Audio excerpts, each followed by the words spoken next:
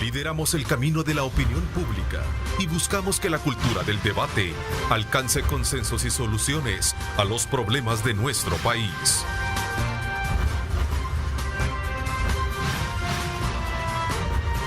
Diálogo con Ernesto López, edición especial. Muy buenos días, amigos televidentes. Gracias por estar en sintonía de Diálogo. Hoy Luisa Mayoa les saluda por Ernesto López, quien sigue disfrutando de sus vacaciones. En este viernes 5 de noviembre, en la edición especial, tenemos a nuestros invitados habituales, pero vamos a tener temas de la coyuntura actual en este viernes. Gracias por estar ahí. Recuerde mantener las prácticas que aprendimos en casi 2 años en estas medidas de bioseguridad, porque no se ha terminado la pandemia. Afortunadamente los casos van en descenso y hay que seguir con estas buenas prácticas. Saludo al panel que nos acompaña los viernes. Es un placer acompañarles y estar acá con ustedes. Julio, buenos días. Buenos días, Luis. Es un gusto estar contigo a estrenar nuevo panelista. Sí. Así que un saludo a Tania y a la audiencia. Primera vez que estoy con ustedes. Marvin, buenos días, qué gusto. ¿Qué tal, Luis? Un gusto. Suerte en esta Gracias. faceta, ¿no? También a Ronald, a Julio y a Tania y a la audiencia. Buenos días, un gusto. Don Ronald, un gusto. Buenos días. Un placer, buenos días, gracias por la invitación. Pues buenos días a Tania, que nos va a acompañar desde su casa, y buenos días a Julio, a Marvin, y por sobre todo un abrazo fraternal para nuestra audiencia.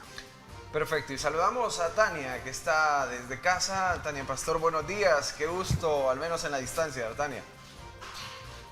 Hola, mucho gusto, Luis. Gracias. Ahí está. Un saludo a todos los colegas panelistas y a toda la audiencia, por supuesto, de Diálogo 21. Y voy a iniciar, no porque esté más lejos, pero voy a iniciar con Tania Pastor, porque hemos visto los argumentos planteados en redes sociales. Tania, buenos días. ¿Es esto avalado por nuestra Constitución? En mi opinión, sí lo es. Lo que sucede es que ayer se hicieron salieron muchas opiniones, hubo muchos comentarios, hay sentencias que discutir. Escuché también la posición de un asesor jurídico de la presidencia, que establece prácticamente que se van a hacer los 2 antejuicios, tanto el del Salvador, y se va a promover el inicio también del Parlamento. En mi opinión, definitivamente eso no debió llegar a ser de ninguna manera. Es decir, estamos en una posición en la que vamos a hacer un antejuicio en El Salvador, pero que no sirve para nada más que un mero trámite para llegar a un antejuicio en el Parlamento. Si la Constitución quiere decir los diputados a la Asamblea Legislativa o los diputados al Parlamento Centroamericano, lo dice. Ejemplos claros son el artículo 80, el ordinal 22 del artículo 131 y el mismo artículo 133 sobre la iniciativa de ley. Cuando la Constitución ha querido distinguir entre cuál diputado es el que la Asamblea va a hacerle el antejuicio, lo ha hecho. Es decir, cuando se refiere a un diputado a otro, la Constitución ha sido clara. Por lo tanto, cuando dice los diputados, estamos hablando del género. Todo diputado al Parlacen y todo diputado a la Asamblea Legislativa son diputados de El Salvador, pero no todos los diputados de El Salvador son diputados. Eso es un silogismo muy simple, en realidad es muy lógico. No todos los diputados de El Salvador son los del Parlacen, porque algunos son a la Asamblea, así mismo lo establece la Constitución. Ronald, estas variaciones de doble antejuicio, ¿cuáles son sus valoraciones? Miren, tanto el doctor Valdivieso como Tania han tocado esto unas 3 veces al menos, ¿verdad? Y nos han dejado claro la situación.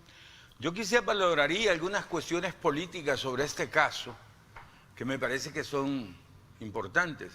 Primero, qué bueno que se esté viendo este tipo de delitos, ¿verdad?, que provienen de negociaciones con las pandillas. Fraude electoral y asociaciones ilícitas. Asociaciones ilícitas con las maras, ¿verdad? Qué bueno que se esté viendo eso.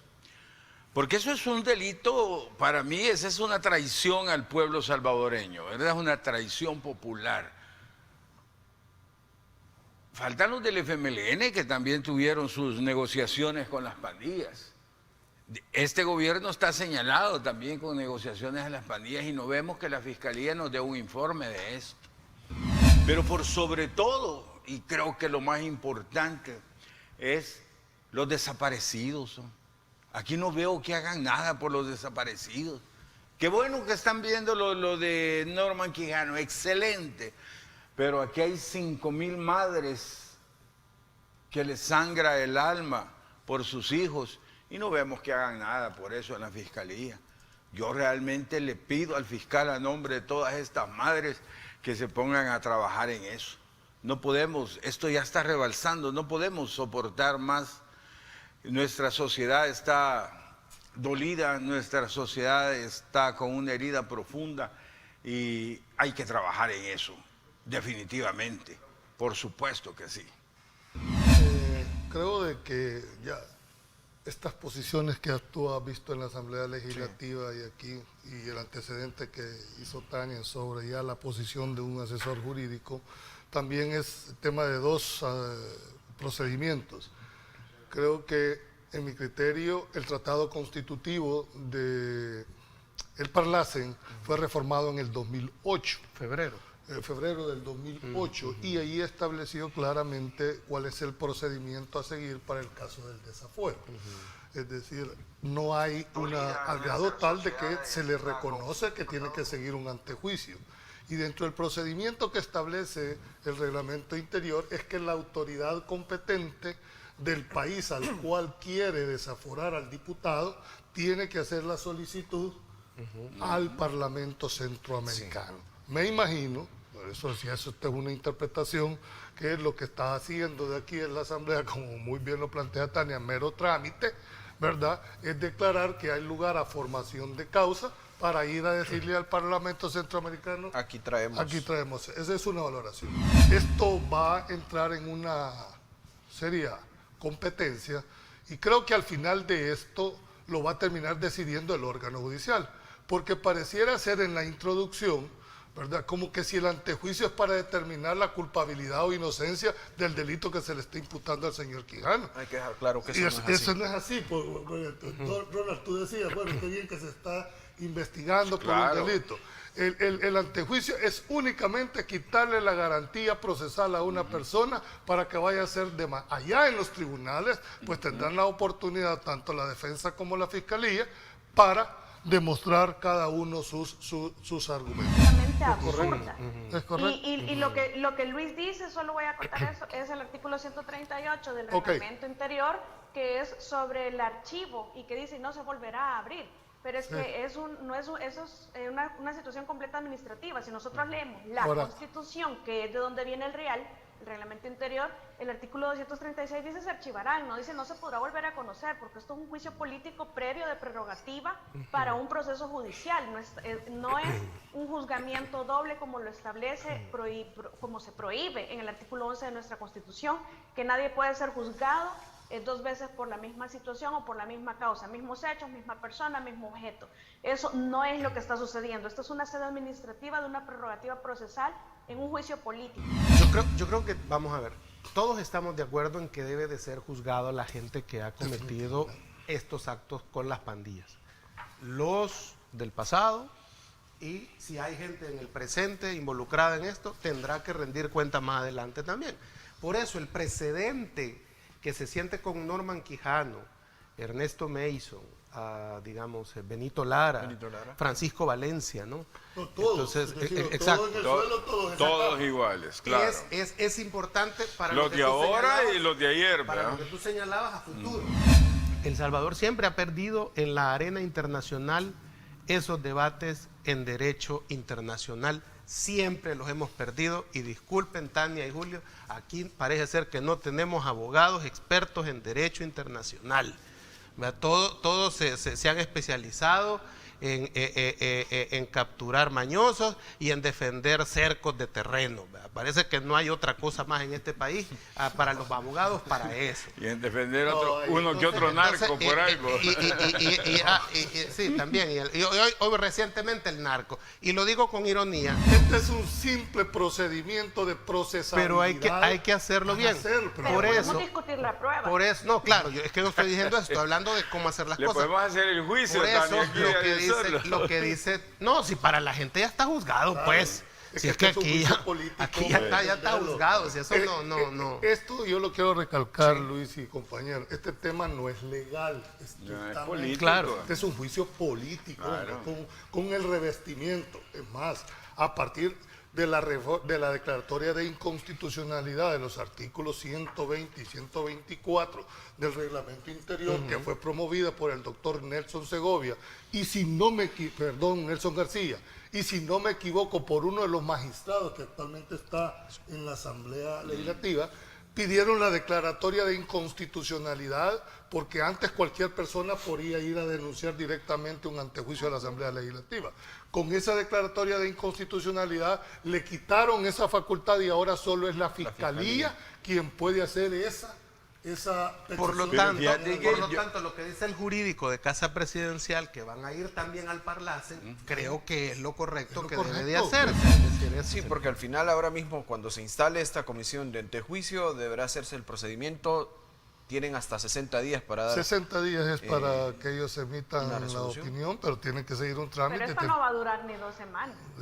Sí, no, claro. Estamos Yo creo que claros. esto va a salir en 2 semanas para iniciar lo antes posible el procedimiento ante el Parlamento, que realmente, y cuando dice usted, Valdivieso, lo del artículo 236, pero pudo haber sido reformado si hubiese querido excluir a los diputados al Parlamento Centroamericano, porque específicamente hay disposiciones constitucionales que sí distinguen. El artículo 80, que establece que son de elección popular los diputados a la Asamblea, los diputados al Parlamento. Luego el ordinal 22 del artículo 131 de la Constitución también establece la dualidad de diputados, es decir, diputados a la Asamblea y diputados al Parlamento, y luego dice, ¿quiénes tienen iniciativa de ley? Los diputados. Todos, no hace excepción. Yo quisiera cerrar este tema con un planteamiento que es lo que yo he creído todo. ¿Cuál es la razón de tener un Parlamento centroamericano en realidad? ¿Cuánto le cuesta al país mantener esos 20 diputados allá versus qué tenemos? O sea, esto fue una discusión por mucho tiempo, es decir, ¿qué es lo que se ha traducido en beneficio? Es posible que haya habido Así es. algo, pero ¿será en realidad necesario seguir manteniendo el Parlamento? Yo entiendo la visión integracionista, pero si no hay, dijéramos, un nivel de que sus decisiones Sean vinculantes. entonces no veo razón de mantener no solo ese elefante blanco, ¿verdad? Lo que le cuesta al país. Yo creo que deberíamos de evaluar seriamente. Esto del Parlacen, yo creo que a todos nos pesa y a todos los países que estamos manteniendo el Parlacen nos pesa. ¿Por qué se mantiene? Porque ha sido refugio de políticos. Sí, pero hay otras razones como Europa, ¿verdad? La comunidad europea no quiere negociar ni ayudarle a paisitos, sino que quieren un parlamento. Ellos lo ven con la visión europea, que el Parlamento Europeo funciona. ¿Por qué aquí no funciona el Parlacen? Porque solo se vuelve refugio de políticos que se van de vacaciones allá a sus 5 años, con salario y todo, del dinero nuestro. No les dan funciones, ¿cómo le llaman? O sea, que tengan ellos vinculantes, porque realmente no importa. Si aquí lo que quieren también es deshacerse de ellos. El problema es, creo yo, que el Parlacen, sus decisiones no son vinculantes. Sí.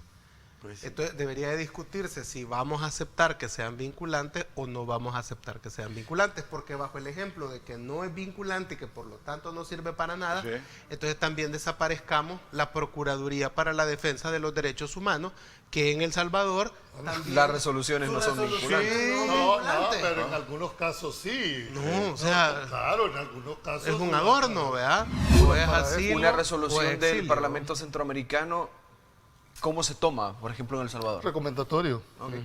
Recomendatorio. Pero como las resoluciones de la Procuraduría de Igual, de los de derechos derechos humanos. Es que humanos.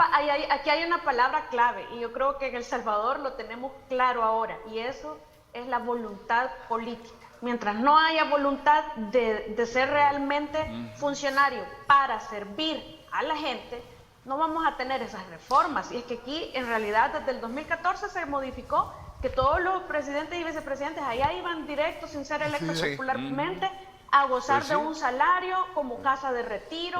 Ahora sirve, pregúntale De a la República vacaciones, 5 Dominicana, años con veamos- salario. Exacto, entonces, y veamos los otros países, ¿qué ha sido? Refugio blindado de exfuncionarios acusados de corrupción en sus países que van a buscar que otros países les den más tutela todavía.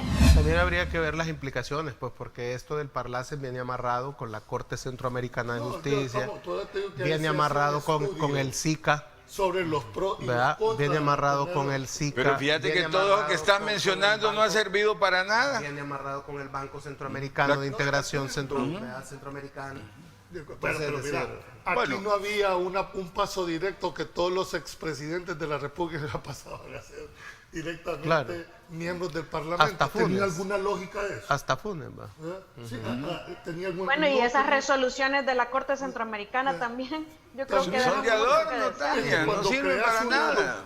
en mi criterio, cuando se crea duplicidad El SICA. de funciones, es muy difícil establecer. O es una sola entidad la que debe de resolver, tramitar y definir la situación, pero cuando hay dos, creo Sí. que claro, lo limita al Parlamento a lo que es prácticamente la Unión Centroamericana, pero aún en ese ámbito, ¿verdad? No veo razón. Hay una resolución que deberán devolver los 10 millones de dólares del caso Taiwán. 6 millones de estos han sido condenados y que deberá en un proceso de responsabilidad civil Vamos a ver, reintegrar Elías Antonio Saca. También deberán pagar 2 millones de dólares cada uno el señor Versaletti y Tennant Wright. Tania, ¿cómo analizar este caso que ya en el caso penal ya se había terminado luego que murió el expresidente Flores, pero sí continúa el proceso civil? Bueno, yo escuché las declaraciones, no he leído la resolución, escuché las declaraciones del abogado defensor. Se establecía que ya se había juzgado al expresidente Francisco Flores. Yo recuerdo que falleció en el proceso y pues eso genera la no conclusión del proceso penal de forma normal, que lo que se hizo fue continuar con la parte civil, pero juzgado por la comisión del delito, realmente ese proceso no finalizó, por lo menos es lo que yo recuerdo, quizás esté equivocada. Lo que sucede es que aquí nos quedamos pensando, sí, ahora ya está esta resolución, a mí no me parece una aberración jurídica jamás en la vida. Definitivamente, si se han establecido los elementos objetivos y subjetivos del tipo, o se ha demostrado que hay, por una parte, que existe un delito que fue cometido y por otra parte, que hay una vinculación, que ese delito lo cometieron estas personas, yo creo que es una resolución completa y que está fundamentada la resolución, yo creo que es completamente válido. Estos son lo que yo llamo juicios que no son de única instancia. Okay. Porque si hubiera sido al revés la decisión, van a impugnarla.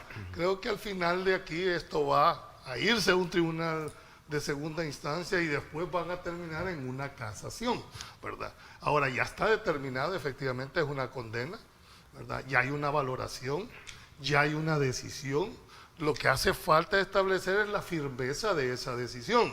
Y lógicamente, cuando una de las partes no quiere aceptar una decisión, pues para eso existen los recursos para irse a una instancia superior. Estamos hablando desde el punto de vista jurídico, que es lo único que nos podemos cerrar, porque lo demás son valoraciones puramente políticas o especulativas. Ya hay una decisión, a uno le favorece, a otro le perjudica, y lógicamente vamos a esperar que el fallo final lo determine una cámara o lo determine una sala.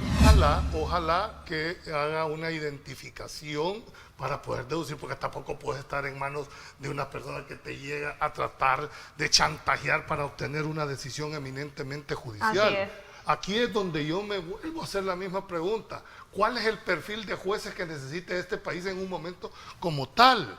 Yo siempre he creído y les recomiendo a los colegas abogados, lean una posición del doctor Ibiza de Ecuador en cuanto al perfil de los jueces. Tienen que ser contramayoritarios. Los jueces no pueden estar supeditados a redes sociales, no pueden estar supeditados a lo que digan los medios de comunicación. Por eso son contramayoritarios, porque van en contra de esa tendencia. No pueden estar supeditados a una purga. No, ¿por qué te pongo esto? Porque los jueces basan sus decisiones en base a la Constitución y al derecho. El sinónimo de imparcialidad es precisamente cuando un juez es contramayoritario. Lo interesante de este caso, creo yo, es que está dejando en claro si es correcto o no, de manera pública y política, que un partido agarre fondos del Estado, ¿verdad?, o fondos donados al Estado para utilizarlos en la campaña política de candidatos de un partido. Sí. Y yo voy a encender el cañal, ¿verdad? ¿Hay alguna diferencia entre el caso Taiwán, que dona un país para los damnificados del terremoto y que tenía ese dinero que entrara a las arcas del Estado, se entiende, ¿no? Porque el cheque que hemos visto dice Guillermo Francisco Flores Pérez, presidente de El Salvador. Así venía Y habían más cheques, ¿verdad? escrito el cheque, ¿no? El de los 10 millones, el que se logró descubrir, ¿verdad? Entonces, ahí cuando le ponen presidente de El Salvador, lo está haciendo con la investidura de jefe del Ejecutivo en un momento que había habido una tragedia de 2 terremotos en el país y que se sobreentendía que era parte de la ayuda que él lanzó a pedir, ¿verdad?, en el primer terremoto, ¿te acuerdas, verdad? El terremoto fue un 10 de enero, el 11 él había desplegado a todo el cuerpo diplomático pidiendo ayuda. Entonces, en ese sentido, creo que queda claro que ese dinero, si se dio, si Chen Shui-bian lo dio, presidente de Taiwán, a El Salvador, fue para el Estado de El Salvador, para ayudar a los damnificados.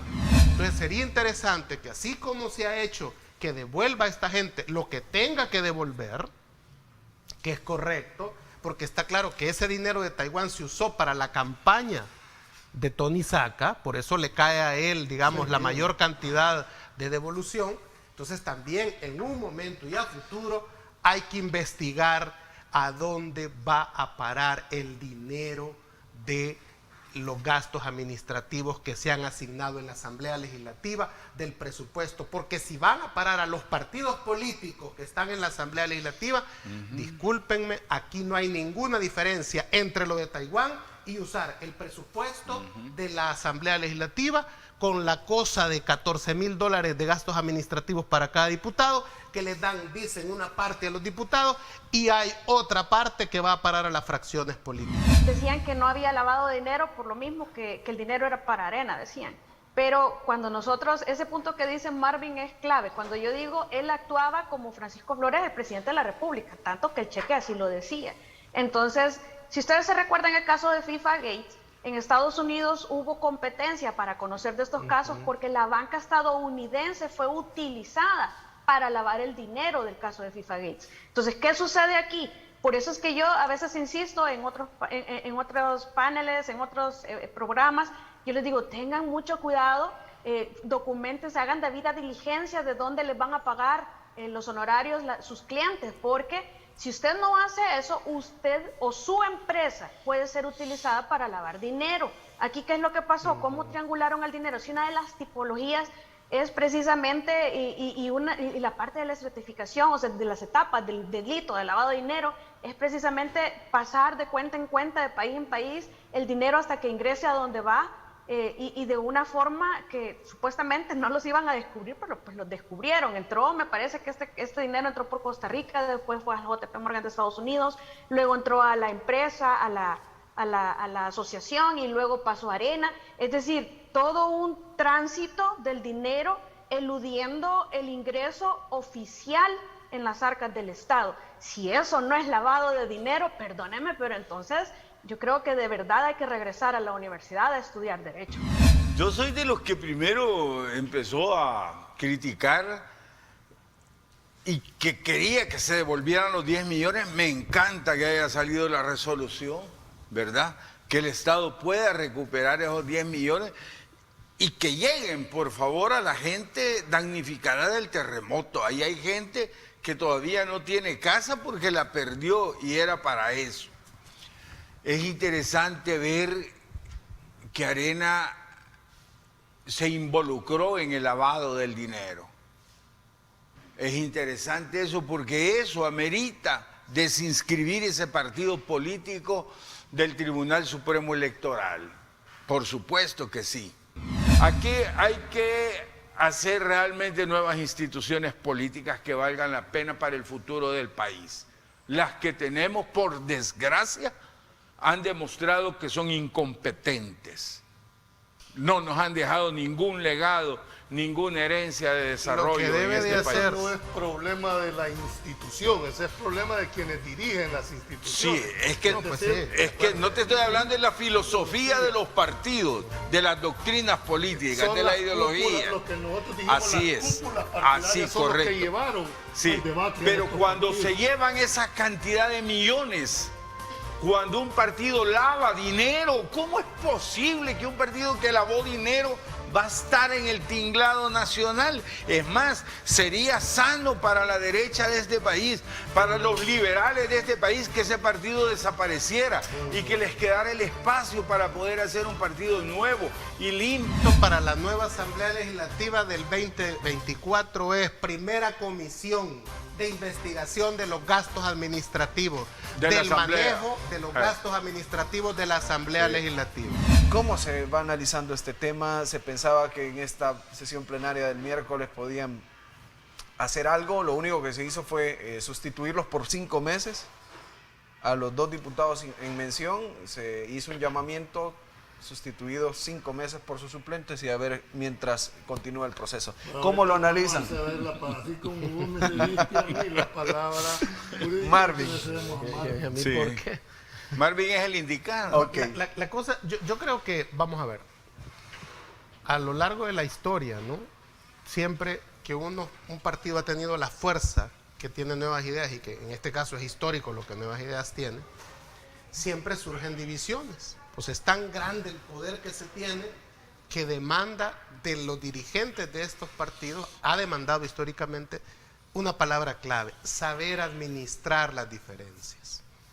Y eso es lo que históricamente ha fallado. Al PCN, que llegó a ser, bueno, los regímenes militares, se le partió, ¿te acuerdas?, con el FUDI de Medrano y el PPS del doctor Antonio Rodríguez Porras.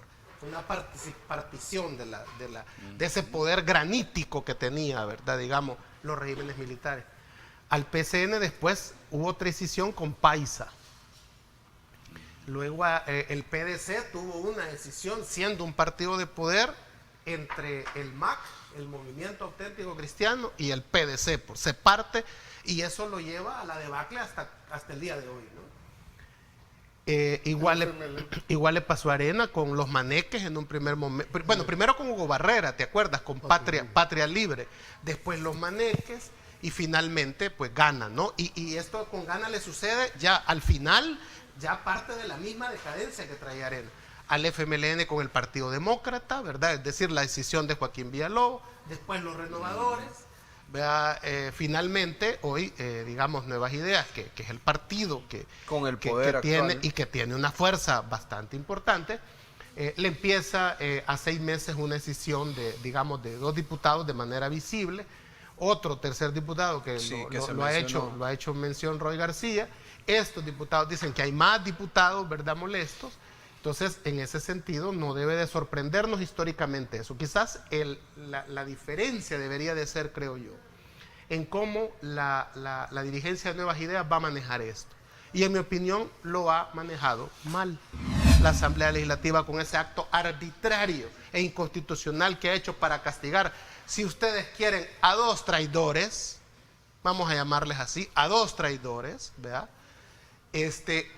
Está abriendo la puerta para que en otro momento la Asamblea Legislativa pueda destituir al presidente sin armar la comisión y sin respetar lo que dice el proceso de destituir al presidente, a los magistrados o a otros diputados.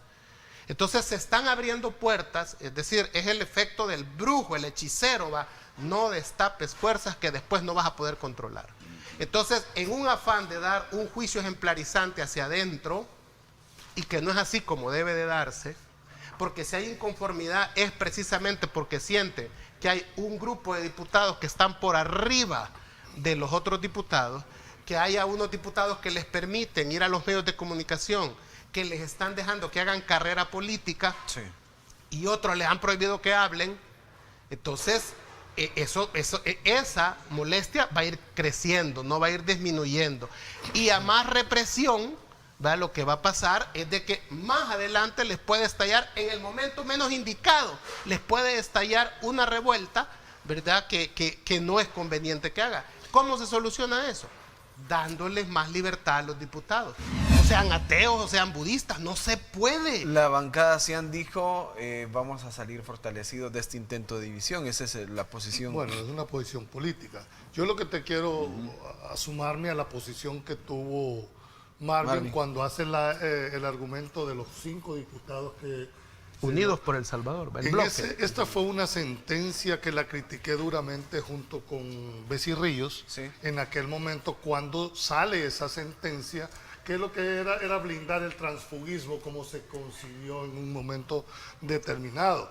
Es más, pareciera ser, dije en ese momento en la sentencia, que da la impresión que el curul le pertenece al partido y no al diputado, en franca violación con lo que establece el artículo 125 de la Constitución.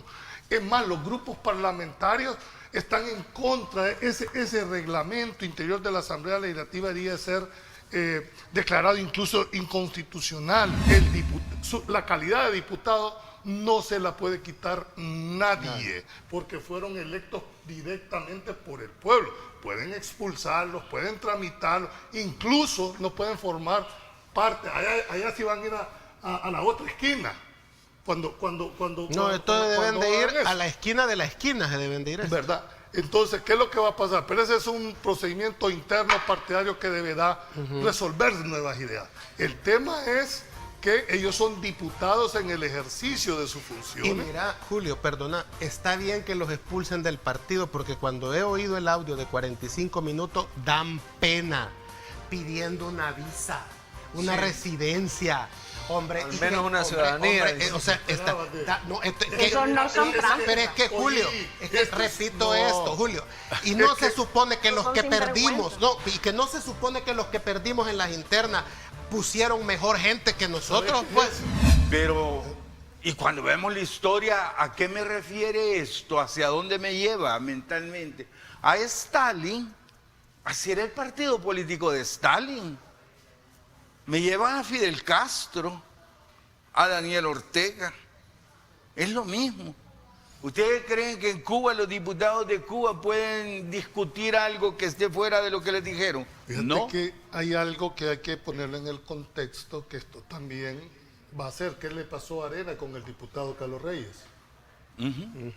Se separa, pero sigue siendo diputado. No, es que lo que han no hecho... lo sustituyeron, o sea, es lo separaron, aunque Es que esto no va a abrir la pueden. posibilidad de que vayan a evaluar si lo van a quitar o no lo van a quitar, porque ¿cuál sería la razón? Es que, insisto, y tú me das la razón, es falta de capacidad política de los dirigentes. ¿Y cuál es uno de los problemas? La acumulación de poder. Por eso me refería a Stalin. Porque ¿qué es lo que sucede en Nuevas Ideas? Que el poder está acumulado solo en la figura del presidente. Sí, lo legal y lo correcto, hay diferencia en el ámbito. Lo que sí, como ya no hay tiempo, voy a desarrollar mi punto de vista sobre este tema en otra plataforma, pero yo sí quiero que quede claro que no son disidentes, estos no son diputados que piensan diferente, estos son diputados mercenarios del voto popular, es decir, porque se lo dieron a la N, que no se lo dieron a ellos, eso es cierto, no se lo dieron a ellos, sin embargo, ellos representan a los salvadoreños que votaron por ellos y que no votaron por ellos. Estas personas son mercenarios de toda la función legislativa, del artículo Estoy en 125 desacuerdo, de la Constitución, Tania, del del artículo término, no es 131 cierto. y todas las No. funciones, porque las funciones de los diputados, los deberes oficiales tienen diferentes fuentes. Una es la Constitución, otra es la jurisprudencia, otras están en el reglamento interior, que en mi opinión ese hay que ignorarlo. Sin embargo, ellos estaban negociando ir a incumplir completamente la función legislativa.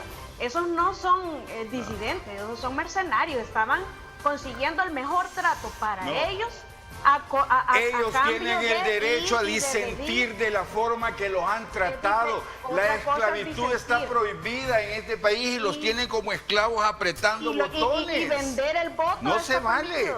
No se lo vale. que no se vale es Y muchos. negociar ciudadanía. Bueno, mire, Tania, un día estábamos desayunando nosotros tres y llegó el señor Roy García y nos dijo que tenía los 20 diputados listos. ¿Ah? Ellos conocen la ilicitud de lo que estaban haciendo. Tanto es así que decían no vamos a dar papaya, no vamos a ir a un lugar donde hay cámaras, no nos vamos a reunir si no es con la 1. Es decir, ellos están completamente conscientes y voluntariamente han decidido negociar por dinero y por ciudadanía la función legislativa. Perfecto. Bueno, se nos acabó el tiempo y así vamos a despedir el programa especial de Sí, diálogo porque de esto no se de este calla. viernes. No. Gracias a usted por estar ahí Problema con con este nosotros. Marvin. Continúe con la programación de Canal 21. Éramos el camino de la opinión pública y buscamos que la cultura del debate alcance consensos y soluciones a los problemas de nuestro país.